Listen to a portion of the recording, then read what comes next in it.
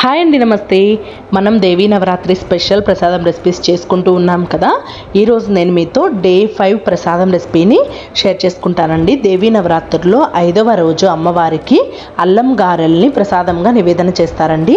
చాలా simple process. మిక్సీలో పట్టినా కూడా ఎంతసేపు అయినా మెత్తగా ఉండేలాగా సింపుల్గా చేసుకోవచ్చండి. ఎవరైనా కొత్తగా ఈ ఛానల్ని చూస్తున్నట్లయితే ప్లీజ్ అండి సబ్స్క్రైబ్ చేసుకొని సపోర్ట్ చేయండి. చూసేద్దాం రండి. మరి వెల్కమ్ టు టేస్టీ 24 hours.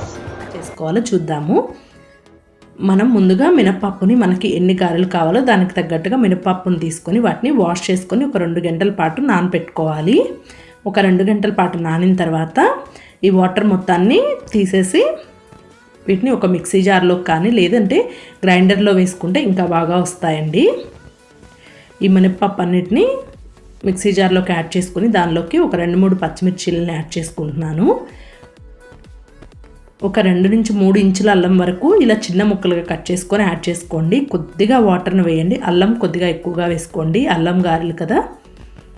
కొంచెం అంటే చాలా కొంచెం వాటర్ వేసి ఇలా ఫైన్గా పేస్ట్ లాగా గ్రైండ్ చేసుకొని పెట్టుకోండి.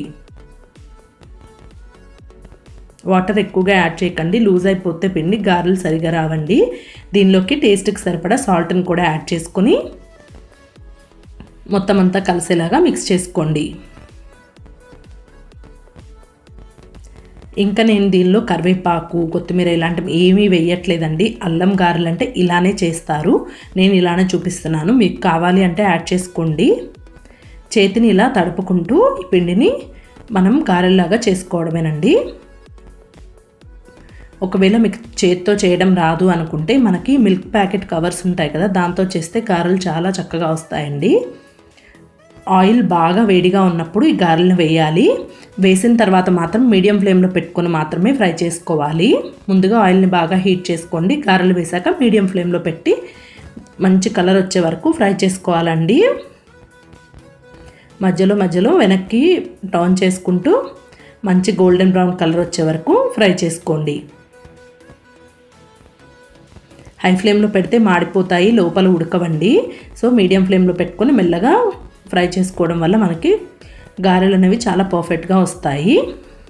ఇలా గోల్డెన్ కలర్ వచ్చిన తర్వాత వీటిని తీసుకొని పక్కకు పెట్టేసుకోండి. అంతే అండి, మన అల్లం గారెలు చాలా సింపుల్గా రెడీ అయిపోయాయి. వీటిని ఇప్పుడు మనం సర్వ్ చేసేసుకోవడమే. బ్యాచిలర్స్ కూడా సింపుల్గా చేసుకోవచ్చండి. చాలా సింపుల్ ప్రాసెస్లో మనం అల్లం గారెల్ని చేసేసుకోవచ్చు. మనం మిక్సీలోనే పిండి రుబ్బుకున్నా సరే ఈ గారెలు ఎంతసేపటికైనా ఇలాగే సాఫ్ట్గా ఉంటాయండి. ఇదే ప్రాసెస్లో చేసి చూడండి.